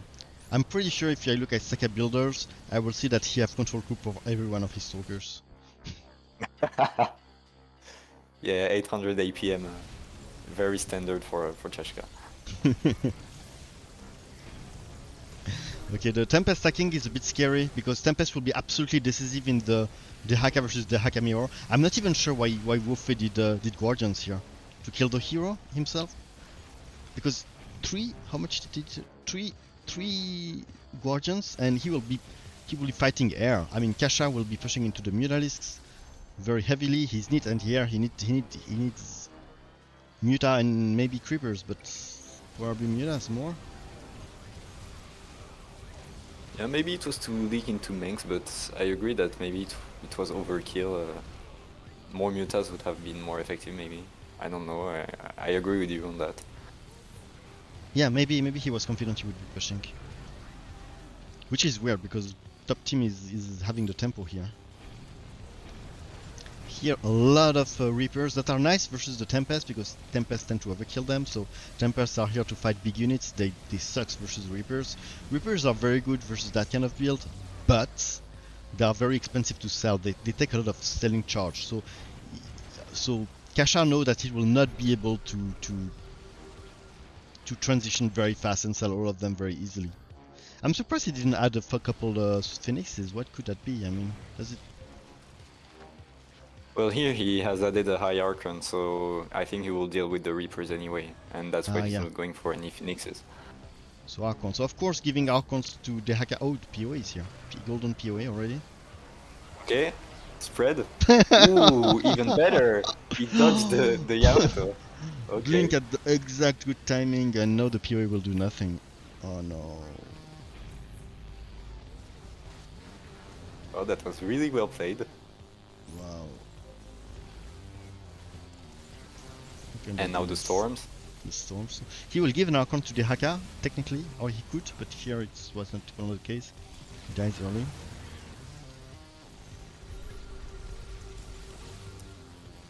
Yeah, and those Tempests now can keep the disintegrate because Horner has no big units, so that's really painful for Tehaka. Yeah, he disintegrates every single one of them. And that's the point of non-return. What can they do? When I see a lot of Mutalisks, sometimes I do a Tyralisk. I think Tyralisk do good to defend versus mass Mutalisk. And here, Dehaka is soon level 6. Minsk will soon get punished for making that much troopers. And considering they're losing, I think once Dehaka gets level 6, they probably won't be able to come back. And here we have the transition from Shame, going for BC. BC, of course, that's disintegrated, but look at that micro. He blinks forward, he tried to Yamato them. Disintegration on every single unit here, and actually Shame managing to kill Artanis, and Dehaka eating that juicy BC, which has a ton of thing. Here he will keep his Scorching Breath. Maybe he can use it on Mengsk if he's lucky, but that sounds a bit unrealistic at that point. Yeah, WÖFFE has enough Guardians to deal with Dehaka and not allow that Dehaka to go through and destroy all of those troopers. And we have a Sky Fury. I'm not even sure why. Is it good, Sky Fury in the matchup? I never do them versus Frozen. I mean, to me, Voidray is counter Furies. Okay. Voidray is counter Furies, no? Yeah, it's okay versus Corsairs, but versus Void Rays, I'm really not sure. And even versus Stalkers, it's I'm not sure what he has in mind. Well, it's maybe for he thought Haka. they would push enough to punish Artanis. Haka is massive now, right? Yeah, so maybe also to defend versus Haka, I don't know. Maybe he can try to I think he likes the Furies a lot. Maybe he just try to sack it at the. What is good for bottom team is that as the Haka has a lot of Muta, and Muta are shit to push into structures because they do almost no damage against the ground. They can bottom team can build. They know they won't lose the bunker right away. They have at least have a couple more minutes. Even though the more Void Rays comes, the more I'm kind of worried. Yeah, here top team has a great thing going for them. Tempest disintegrating the Guardians. Thus the Haka survives and clears all the troopers from Meng's waves. And also the Mutalists, because the Haka Mutalists are very tanky, so disintegrating them is a very efficient way of dealing with them. Yeah, and here the Haka with the massive buff destroy the Reapers, which allows Artanis to leak his entire wave into the Haka. This is really dangerous. The Hydra are actually not that bad to defend versus Tempest. Just a couple, it helps. You just cannot overcommit to them because of the Guardians and their AoE, but a couple is often... Also, even versus the Muta, they are kind of efficient if you have just a couple spreaded. Because yeah, the Haka Muta are just bad versus the ground. And here we have the Scorcher's Breath versus the Meng's ground, and this is extremely annoying for him because the troopers of Meng's are very useful and important to deal with the Artanis units. Here, let's not forget that, oh, well, I was about to say they have a hole. Okay, I mean, maybe it's enough. It was a bit off-centered, slightly off-centered. Will it be enough to close the game right here? Because I would have expected the hole on the for the when the Archon was still alive or something with more DPS inside. Yeah, it's true that I don't see them pushing right away here. Yeah, hitting the Archons. Actually, they're stacking both ways. Maybe 3, because Mutas are also very hard to kill. A lot of weaknesses, I'm not even sure. Why is it? Why is that? To tank? To tank while the troopers do the damage? I mean, it's a very expensive unit. I mean, doing them to tank is... never seen that. 270 if I'm not mistaken? Well, to tank against Verizon, it's alright if he goes full air, but here he has a lot of Stalkers. But against the Haka, the Mutas are really efficient at clearing them. Yeah, and it's efficient. It's very expensive for only 300 HP. Is it? Yeah. Maybe not. I don't know. Maybe I don't know. It's the first time I see that. I'm surprised. Maybe I'm wrong. Well, against Verizon it can be okay because since they have no attributes, the Void Rays do no damage to them or the Corsairs. But against they have not, the Haka, they're not armored? I thought they were armored. Ah no. No, they're just mechanical. Ah, okay. Oh yeah, so yeah, maybe makes sense. Yeah, I agree. But here the Mutas deal a lot of damage to them, so I'm not sure it was the right moment to do them. Yeah. And now the Dark Archons come, and the Dark Archons for Meng's are very, very scary. Dark Archons will be able to control the Furies, for example, and controlling the Furies when there is a POA. I mean, look at this. He's using the Furies to kill his own POA. This is a nightmare for Meng's, and maybe that was one good reason to not do Fury here. Just because he's giving that weapon to Forazon to kill his own POA. Yeah, and here Hanen Horner spamming a lot of Reapers. I don't think that will be a viable strategy later on. If Kachar starts adding more Archons, it might be very scary. Yeah, absolutely. But as it's Horner, he might still be able to sell it, even though he has only 13 charge to sell. But actually, bottom team is actually pushing back. He's actually pushing back. I don't know how they did that because I only saw them like losing, but they did them. He fucking did them. I mean, they did it. But you 5? Is that a... Never see that. Let me see how it goes. Yeah, it tanks. I think it tanks for the Void Rays also. Very good, I guess. But with no armor, it doesn't tank that well. It's not that impressive, to be honest. I mean, for the cost that for what it costs, it's not that impressive. But it's also true that Manx versus Forazun late game is like a pain. And especially when the Dark Archons come, and Dark Archons and Void Rays and Shadow Guards are just a pain for Manx, and I'm not sure how we can control it late game.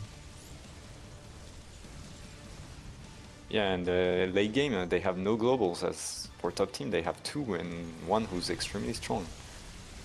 Yeah.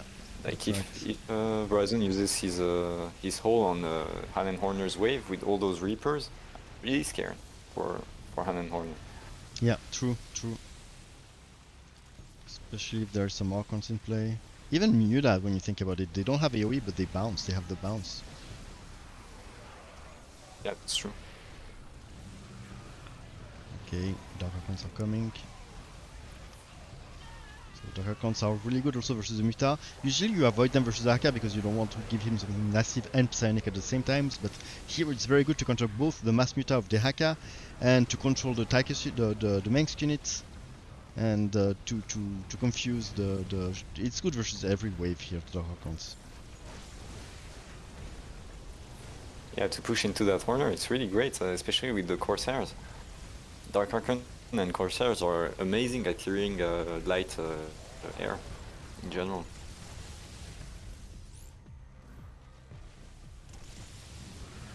So here the Creeper hosts are clearly added to deal with to help to deal with the POA. I mean, if the POA is not dealt with a Dark Archon controlling a Fury, it can be dealt with Creeper hosts. Creeper hosts are really an insurance. And the POA is really one way that bottom team can come back, so they take this threat seriously, and the Creeper host is one way to do it. And here the Dark Archons will come and try to deal with it.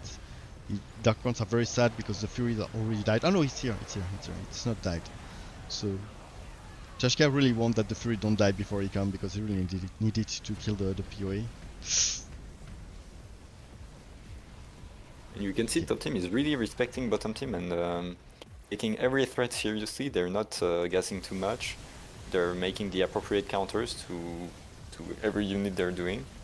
They're trying to win slowly but surely, Yeah, and not screw up their advantage. We can see both teams having basically the same amount of gas, 2 players on 1 gas and 1 player on 2 gas. But top team had the mid for much longer in this game, so top team has the advantage. Yeah, and with their globals, personally, I would feel more confident, but respecting your opponent is never a bad idea. Yeah, they can always come back. Second Furies, so he's not scared of doing Furies versus Dark Archons and versus Farazone, but it helps also versus the Tempest. That's true, but it gets controlled by the Dark Archon. That's why I'm really scared of them. So well, I mean, the Imperial Witnesses kind of tank for it, so... Yeah. At the end I of would the have day. blended them so that it kills the Black Hammer, because the Black Hammer is much more scary, even though you can often stasis him with Shadow Guards. Yeah, and I mean for Chadchampion, that's really easy to do. He can do it with one of his 12 hands. It's really not that big of a deal. But I'm really managing to overcharge. defend. I'm surprised. I mean, at some point I was really scared for them, but I have to admit they defend. They fight for their lives. They know this match is important, and they know they can win it technically. Yeah, the good thing for them is that Mutas outscale Tempest, and that Mengsk, if he gets enough Royal Guards, can maybe push through both the Haka and the Vorazun, because the later the game goes on, the more Mengsk will be favored. That's a scary stack. That's a scary stack. I know the Dark Archon push into Horner, so that's very scary. Confusing the Reapers. Oh god, I'm pretty scared now. Because VCs are not that good to push into Atanis because of the disintegration. Blink back from Shame, very nice. Trying to stack with the next wave. The Haka jumping forward, trying to hit an Archons here. Will he? No? The Haka is not angry right now. But all those Tempests. For me it's the opposite. I would say that Tempests outscale the Muda late game. I'm not sure. Well, but, I mean, you can always place more mutas than you can place Tempest, so yeah, that's a good point. if you count the total amount that there is on the board, eventually they will win. Okay, good point. I agree. Yeah, they're trying to fight. Oh, but actually I forgot, this is T. At 40 minutes the game stops. Yeah, true. So you won't have you the time cannot to do fill that. the scoreboard. To fill the what do you say, placement area? How do you call it? Staging area. Stage area, yeah. But actually that might be an incentive for your top team to gas more, because right now they're not pushing that hard and Yeah. they may True. need some minerals. Yeah, true. I They meant could. bottom team, sorry. Yeah. If they don't lose right now, there could be incentive to like gas like crazy. Both teams could have an incentive to gas more at this point, because it's the stage of the game where if you cannot push and finish to close the game right now, you might be willing to play the mineral game. And yeah, on TE maps, it's 40 or 45 minutes. I'm not even sure. It's 40. 40 at 40 minutes. It's the team who has earned the more mineral that wins the game. And Right I think now, that's great. considering the top team are on one gas, if the bottom team full gases, they can actually outmine top team. Yeah, but here I think they're scared of losing right now, because look at the stack and the hole. Yeah. Oh shit. Yeah, and I think that's it. That's it? Yeah. Oh, that's it. GG. Amazing. So I will. Okay, so they won. Okay, congratulations. Oh yeah, sorry. Oh, so we were bad. We didn't understand that. Congratulations for 40 plus Boules Club. They won it. We'll go and interview them now. Up. I just send you the link here, and see you there. Hello. Yo. Hey, you know what? I was so stupid. I didn't understood the game was over and you won. What do you So Don't you get, like, a congratulations. big That's amazing. You screen won on- the final. Yeah. That's it, right? That was... Yeah, that's it. Where's... I think you're not loud Okay. enough. You're so much quieter than Pew Pew. Can you please show us some enthusiasm, please? Can you? Ooh, Are you hold on, I happy need to about do that? something. I'm the Yeah, real of course. aLIEz. Ah, you're the Yes. real rat. Yes. So what just were need to- you? What was your most difficult my games? master is Sunny. My god is Impulse. They taught Oh. me all the red tricks. Yeah, we could see that and feel that. Did you Maybe mention that I have those Goku clan even? I will just introduce you. So I'm here with Kachar and Chashka, and I will just try to put an overlay so that you understand who is talking. So Hello. Hey, what's up? where is it? I'm fine, and you? Okay. Happy? Yeah, I mean, it was fun. It was a fun tourney. Like, we thought it's not gonna be 4-0, but then we got kind of lucky with so many comps Yeah. that, yeah. That was. Did like you we- read them, man? Did you cheat? What was it? I mean, we had comps prepared before the games. Like, we didn't really, yeah. But We you. had 5 comps, 6 comps, and then But taking we into saw the account what bans. they play, or what? How was it? Not really. Like, maybe we were more focused on the comps and how they work together, and then we were putting positions based on what we think they will play and what position. That's basically it.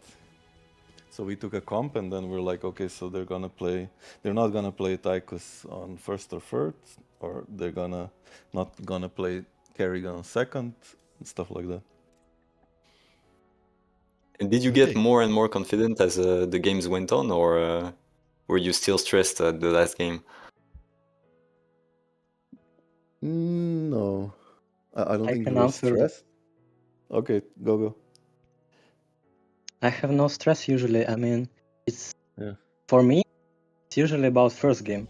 If first game goes well, then I have no stress the rest of the match. This time I had no stress at all, like even from the start.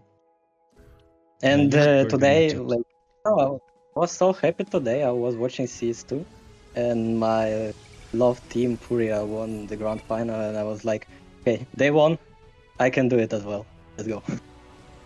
So I just was having fun, and then that's it. Okay, so you had a psychological advantage. That's nice. Yeah, 4-0, that's impressive. That's very impressive because the other team were really, really good. They were on the top of the scoreboard. Shim was undefeated until now. I mean, that's something to be proud. But I'm surprised you didn't. You just thought about the composition without really thinking what they were playing, and just by that, you just countered them on at least 3 of the 4 matches. This means that you weren't like building something against some Tychus play, some Manx play, or some Horner play, which were we were more focused on like synergy with us than countering them specifically. So do you think you got lucky? Do you consider you when you think about,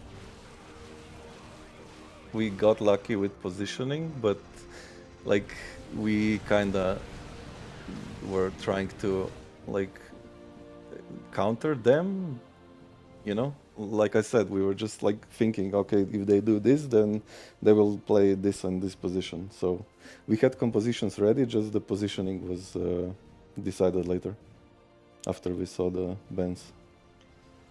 In the game where there was the Carax pushing into Raynor, did you thought that you could lose at this point with the Annihilator sniping the planetary fortress, or were you confident? Well, I don't know, like I'm not sure they could. Like it was very risky, right? If they snipe the Nexus, then they don't kill anything and then they just lose. Yeah. So they need to one-shot the Nexus or they just die right there and then. I don't think that matchup is like winnable for them. It's very hard. Yeah. the problem for them is that you see how they make combo. They ban Statman and they pick all 3 commanders which are bad against Statman. But it's not how it works. They pick Kerrigan, what else was it? Carax, second Manx. Oh, not really. Still, like, I don't know. Imagine they had Horner instead of Kerrigan. And they pushing. And then they have Horner into BCs and we can't win anymore. So, like, they really needed to think more about synergy of their commanders. Even if you're counterpicked, you should have synergy which close all your weak spots. Like for example, Statman. Why I think aLIEz and Statman is the best combo in 2v2? Because in 1v1 Statman is the best because of tempo. He has a lot of tempo. He can win any commander. But in 3v3, his weakness is like he can't fight both ground and air at the same time. Yeah. And how to balance it? How to find the synergy? Pick a commander which is very niche against everything. For example, aLIEz. He can beat spam with Ascendance. He has a lot of single target damage that man really needs. And most importantly, he can fight air and ground at the same time very, very easily with most of his units. I mean, Ascendant, Stalkers, Wrathwalkers, Mothership, all of his units fight both air and ground. Yeah, aLIEz is really, really good. Yeah, so you're taking like you emphasize the synergy between the commanders more than the picks and counter picks, and I mean I'm pretty sure that they also thought about that, the other team. I mean they're not beginners, but it seems that you did it better. Maybe you got a bit lucky also, but you did it much better, and the synergy between your gameplay was good. What was the game where you were the most scared? What was the one where you like, oh dude, I don't know about this one? Let me see. Well, I need to check the matchups again. Did you already I think forget it all your was. games? In first game they had favorite. I think first game we were a little bomb. worried. Yeah. But then game 2 and 3, I think we got just like really good. Yeah, very good Matchups. matchups. But And then last game, I think we also had a good matchup. Like Artanis is very good against Horner.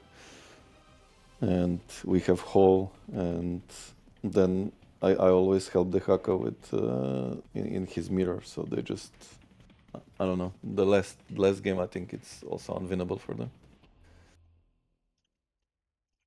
I think in one of the games we were surprised that where you I think it was you, Kachar, who had the Alarak with Wrathwalkers, and Chad was Abather, and we were like, oh, he will go Vipers for sure and save the Wrathwalkers, but it didn't happen for long.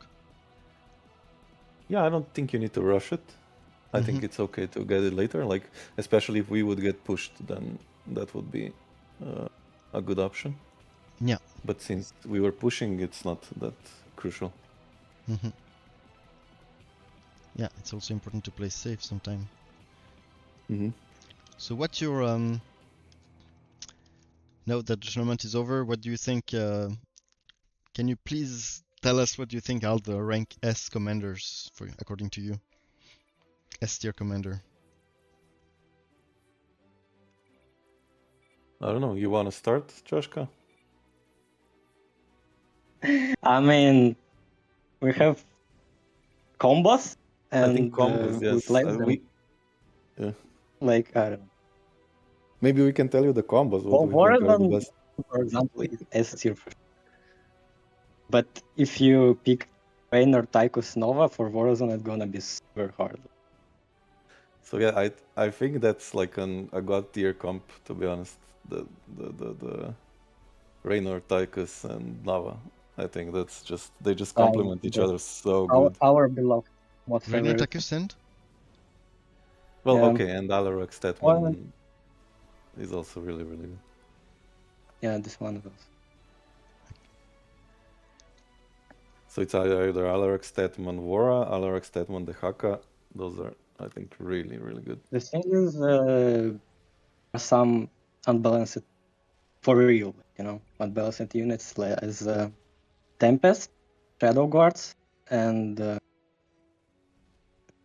what else? Something else,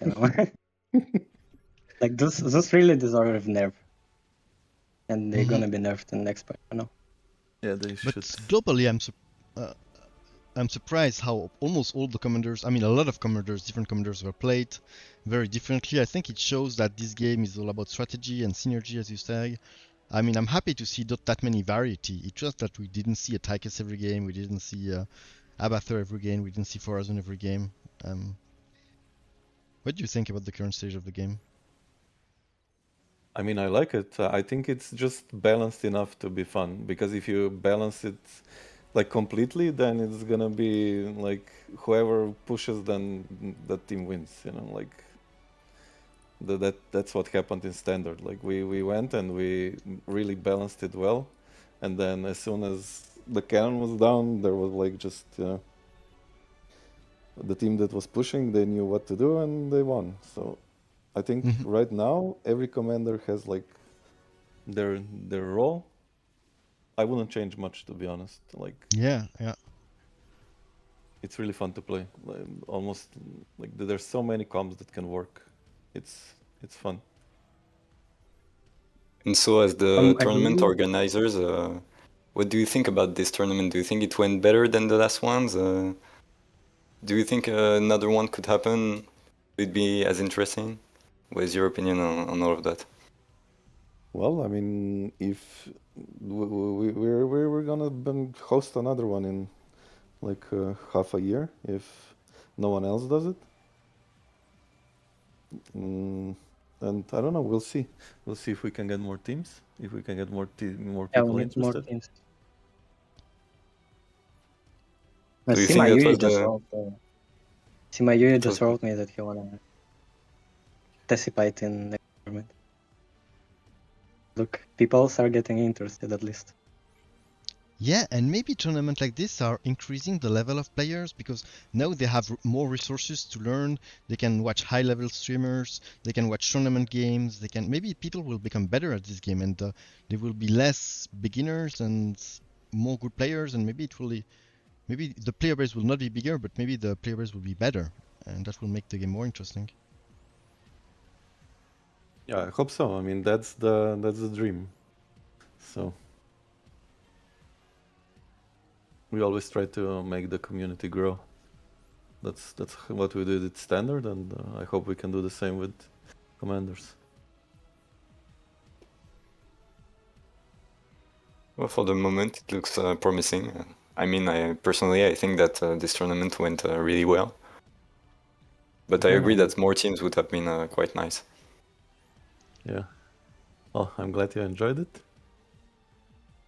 Yeah, and even if the skill gap was pretty big, I mean, I think there was a lot of high-level players in this tournament, and the game were nice. I mean, it was not too long. It was not games that were too long, but most of the game were pretty challenging.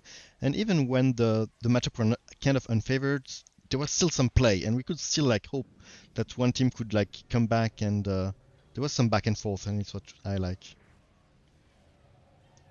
Yeah, I mean, like if you look at the scores, there was a lot of 3-0s and whatnot, but like the games, I don't think they were that one-sided, like you said. I totally agree. Like in the end, it was just like small things that decided the winner. Did you practice a lot with your team? This specific I think combination?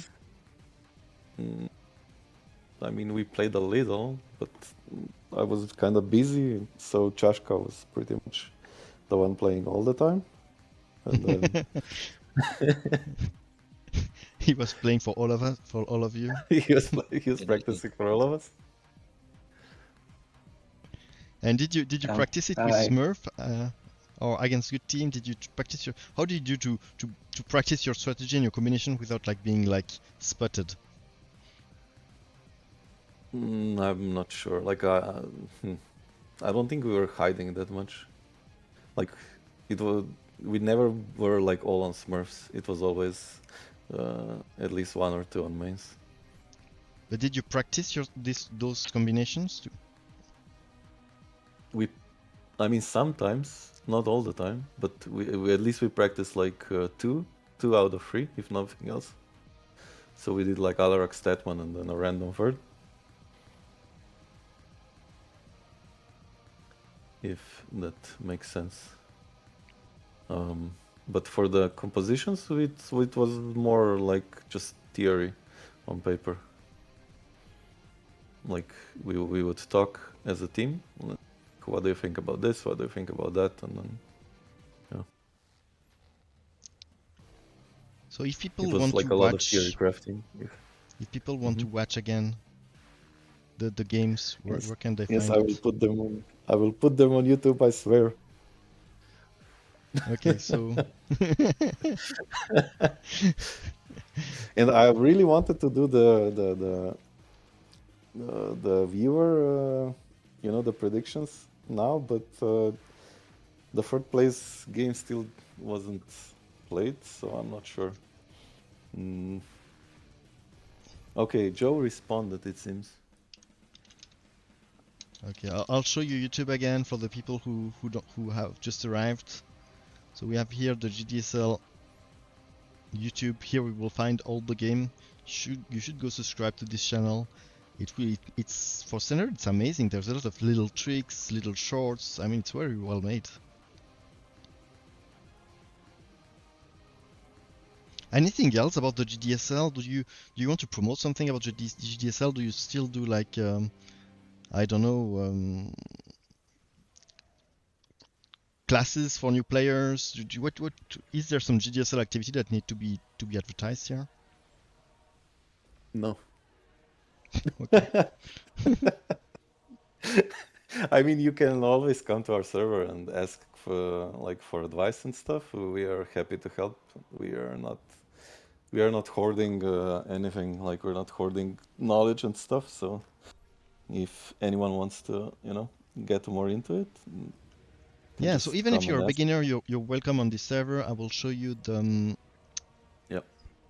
link here, so you can write it down.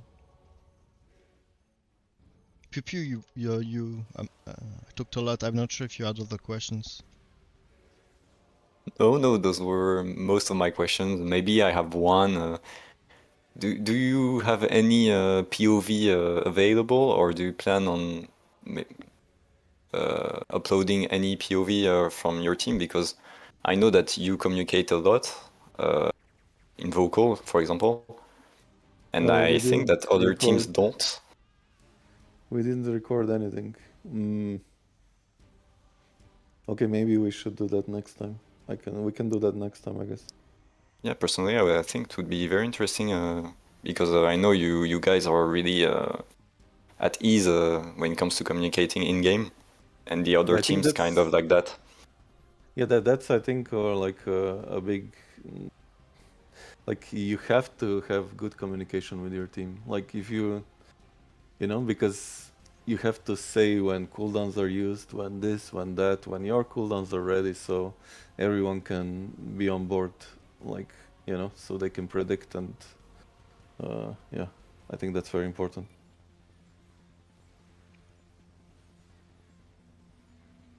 Okay, so people who are starting the game, please feel free to join the GDSL's Discord.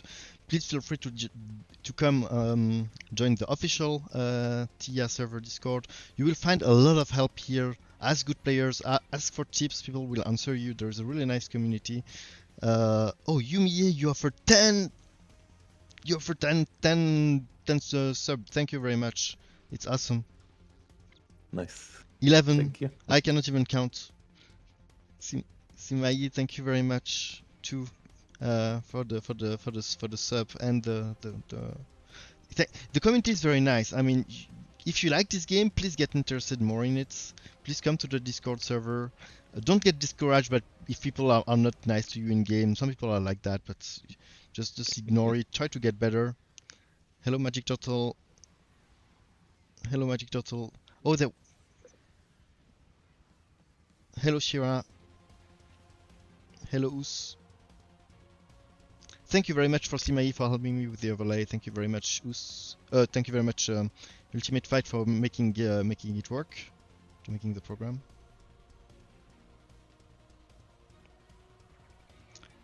Yeah. Thank you for casting.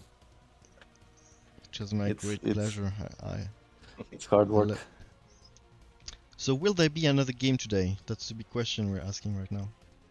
I don't think so. I think Joe said that they didn't hear from one of their teammates. So since it's the last game, we can let them play next week, I guess. Ah, okay. So there will be a third place game next week. Yeah, of course. We're not gonna just end here. Like this was more important to in stage 1, so there's no delays, you know. But for stage 2, we were always prepared to extend for a week or two if people can't play, because these are the final matches and we want them to be played out, right? Because there's also some prize money involved.